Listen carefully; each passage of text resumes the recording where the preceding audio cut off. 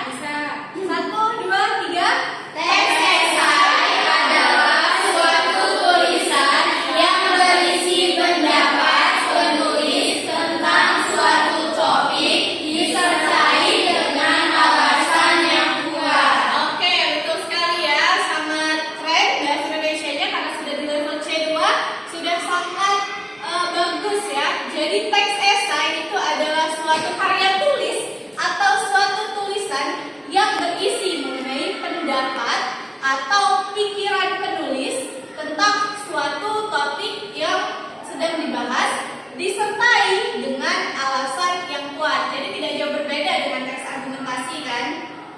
Selanjutnya, apa saja itu struktur atau isi dari teks esai? Nah, teks esai ini berisi 3 struktur. Yang pertama pendahuluan, yang kedua isi, yang ketiga penutup. Seperti pendahuluan pada umumnya, yang pasti sebagai pembuka dia berisi pengantar atau kalimat-kalimat atau paragraf yang memperkenalkan topik yang akan kita bahas. Dan sekali, yang kedua itu biasanya bagian yang paling panjang dalam suatu teks esai karena dia berisi argumen, alasan, contoh atau data yang menjadi data pendukung. Jadi jika paragraf pertama itu berisi mengenai pengantar topik atau apa sih tulisan apa yang akan kita bahas, topik apa atau masalah apa yang akan kita tuliskan, nah akan dijelaskan isinya atau diperkuat pendapat kalian dalam paragraf 2. Itu yang berisi argumen, alasan atau data yang menjadi data pendukung. Selanjutnya, bagian yang ketiga itu ada penutup, di mana biasanya itu berisi kesimpulan berupa harapan akhir dari topik yang sedang kita bahas atau saran selanjutnya topik tersebut harus seperti apa. Misal kita membahas mengenai kebersihan. Nah, harapannya mungkin di suatu daerah membahas mengenai daerah yang kotor. Harapannya semoga daerah tersebut menjadi lebih bersih. Disertai juga sarannya harus seperti apa. Oke, dapat dipahami? Oke, jadi teks esai itu adalah teks yang apa? Teks yang berisi apa? Teks esai. Ya, berisi pendapat. Oke, teks esai itu berisi pendapat atau pemikiran kalian mengenai suatu topik. Nah, dalam teks esai itu ada apa saja? Yang pertama, pendahuluan. Yang kedua, isi. Yang ketiga, penutup. Oke, dalam menulis teks esai, penulis itu biasanya menggunakan kata-kata yang menarik. Kata-kata yang mampu memperkuat isi tulisan, kata-kata yang membuat kita menjadi lebih memahami atau lebih tertarik untuk membaca lebih lanjut tulisan tersebut. Ada yang bisa membacakan? Ada yang bisa membacakan? Saya Miss. Oke, boleh Catherine? Birds of a feather flock together. Yes, birds of a feather flock together. Pasti pernah mendengar lagunya Billie Eilish? Pernah. Bagaimana? Pernah. Ya, kalau di lagu Billie itu birds of a feather stick together, di sini birds of a feather flock together. Oke, apakah kalian tahu kalimat ini sebenarnya kalimat apa sih? Tidak tahu? Tidak tahu, Miss. Kalimat ini kalau dalam bahasa Inggris dinamakan sebagai proverbs. Proverbs. Dan jika di dalam bahasa Indonesia, proverbs itu artinya peribahasa. Pernah mendengar peribahasa? Nah, birds of a feather ini salah satu contoh peribahasa dalam bahasa Inggris. Apa makna dari birds of a feather flock together? Ada yang tahu? Belum tahu? Tahu lagunya aja ya? Iya. Tahu lagunya aja nggak tahu maknanya. Jadi maksud dari birds of a feather flock together ini mengartikan adalah orang-orang yang memiliki banyak kesamaan, baik itu dari segi hobi, dari segi pikiran, dari segi pandangan, dari segi visi misi hidup, biasanya berkumpul bersama. Nah, itu maksud dari birds of a feather flock together. Di mana flock together ini menyatakan bahwa mereka burung-burung itu disebut sebagai orang-orang yang memiliki kesamaan. Dikatakan memiliki satu rumpun atau satu tempat yang sama untuk berkumpul. Nah, kalimat apa yang biasa digunakan oleh orang dalam menulis esai? Salah satunya adalah peribahasa. Kenapa? Karena kita saat menulis memasukkan peribahasa atau pepatah pasti menjadi lebih menarik. Seperti tadi dibacakan, biasanya pepatah ini digunakan dalam lagu-lagu, dalam penulisan seperti novel, sastra atau kalimat-kalimat seperti puisi-puisi, banyak digunakan peribahasa ini karena kata-katanya itu cenderung menginspirasi dan tetap baik dan tetap bagus ya, kalimat-kalimatnya indah, enak dibaca, enak didengar. Nah, dalam tugas kali ini, dalam materi kali ini kita akan mengkaitkan atau menemukan relevansi antara teks esai dengan peribahasa. Sebelum itu kita bahas terlebih dahulu apa itu peribahasa. Ada yang ingin membaca? Apa itu peribahasa? Boleh?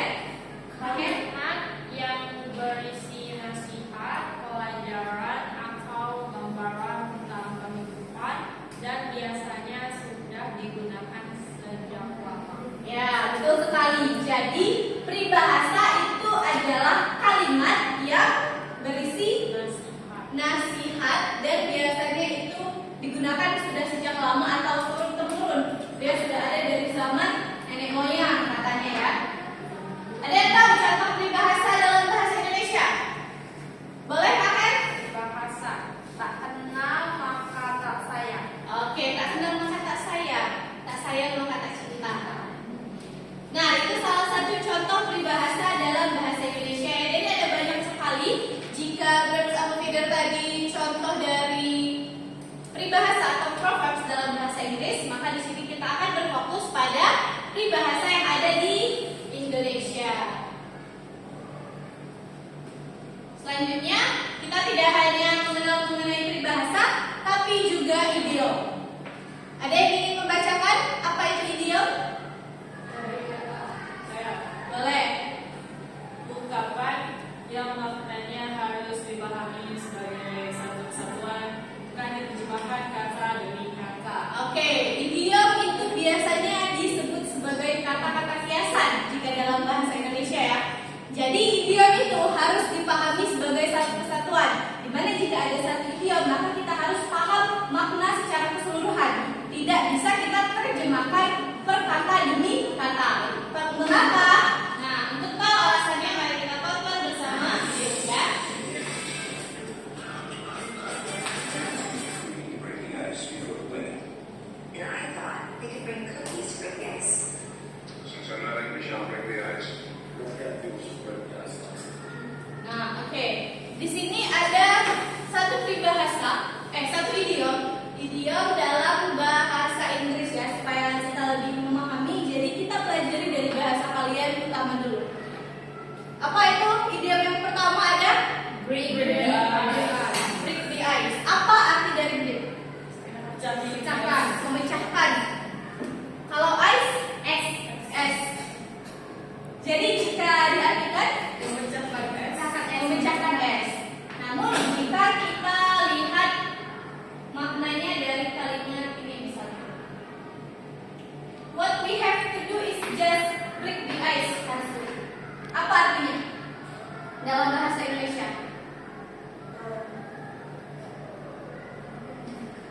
Yang harus kita lakukan adalah memecahkan es sebenarnya.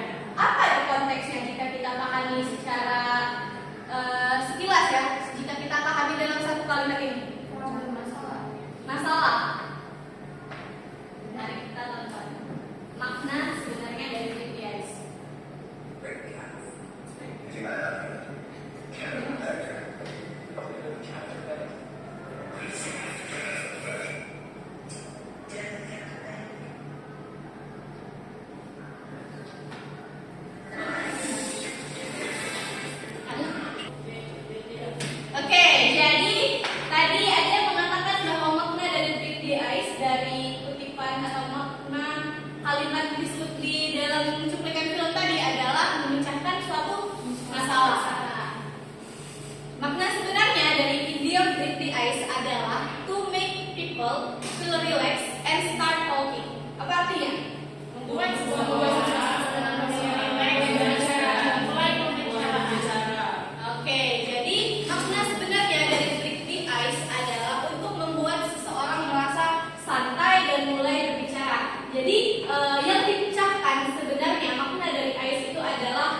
suasana yang kaku, suasana yang dingin, atau suasana yang canggung.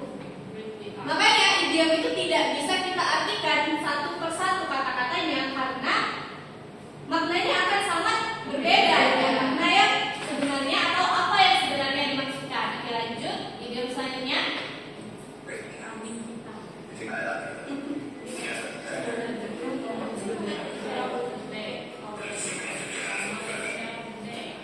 Nah, bisa dilihat apa yang tampak dari yang berwarna kuning itu?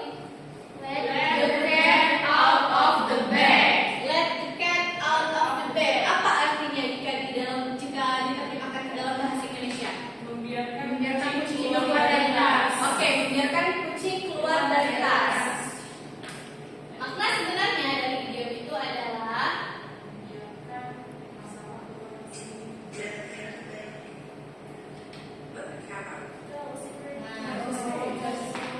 to tell a secret by mistake. Apa artinya?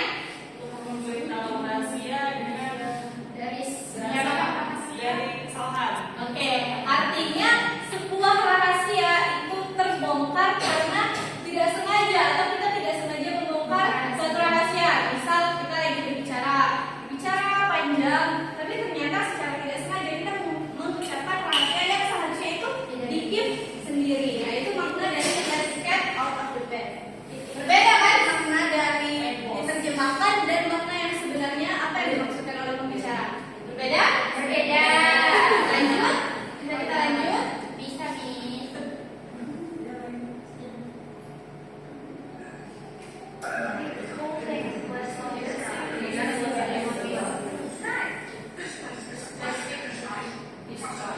Oke. Apa? This place is a blessing in disguise. Jadi apa idiomnya yang diwarnai itu? A blessing in disguise. A blessing in disguise. Apa maksud dari blessing in disguise dari pemahaman kalian? I don't know. Tidak tahu? A blessing in disguise. A blessing bisa kita artikan sebagai Berkah. berkah atau rasa syukur. Kalau disguise, Disembunyi.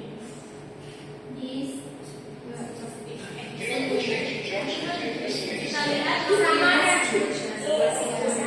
Tersembunyi, samaran. Nah, ini makna yang sebenarnya dari blessing in disguise. Something that first looks bad, but later becomes a good thing. Apa maksudnya?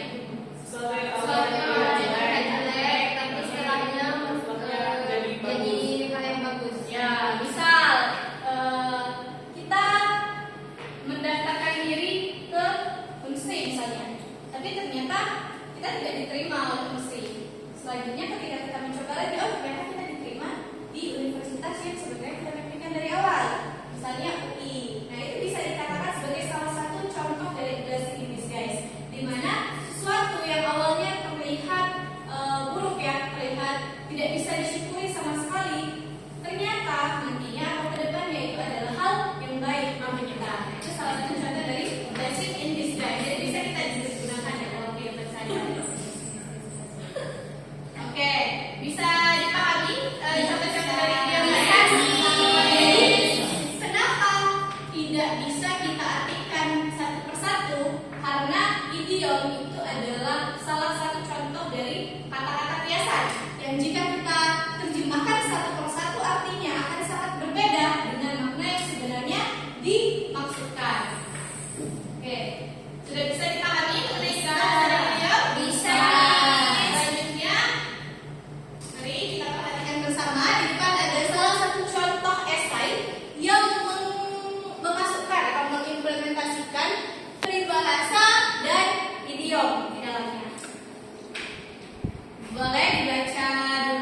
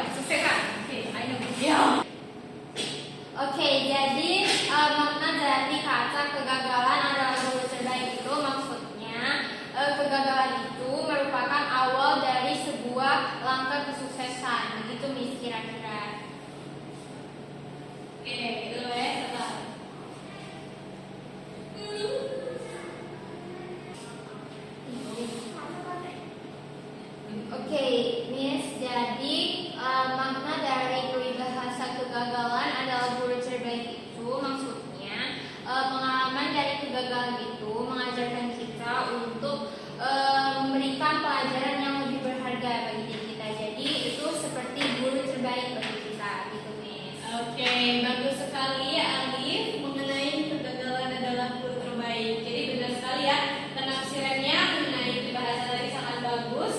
Selanjutnya peribahasa di paragraf kedua boleh.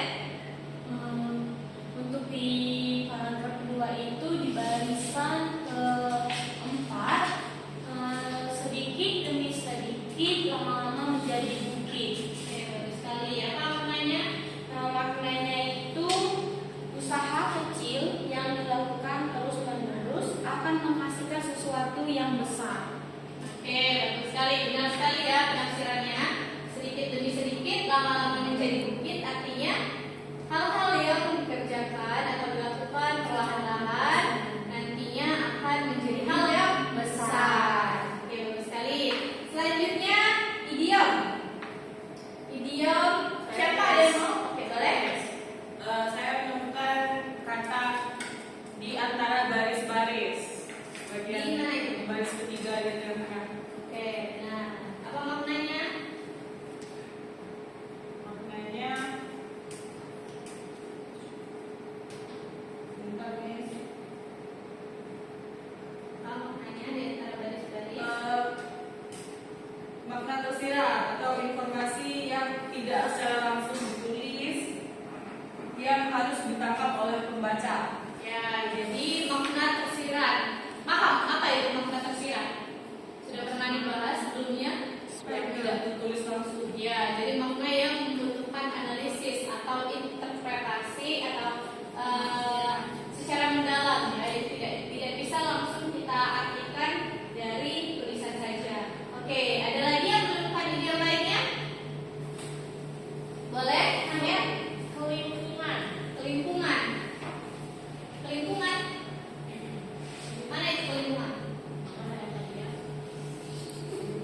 Apa maknanya kelimpungan? Mana? Kelimpungan itu bingung, panik, atau tidak tahu harus berbuat apa, Miss. Oke. Ada lagi yang menemukan idiom lain? Boleh, Jujun? Jatuh pada tempatnya. Jatuh pada tempatnya. Apa maknanya jatuh pada tempatnya itu? Berjalan sebagaimana mestinya. Oke, bagus sekali ya. Boleh tepuk tangan kita semua. Jadi hari ini kita sudah mempelajari tentang teks esai, peribahasa dan juga idiom. Oke, mahasiswa-mahasiswa ini juga sudah menemukan, mengidentifikasikan dan memaknai secara menyeluruh apa itu makna dari peribahasa dan idiom-idiom yang ada di teks ini.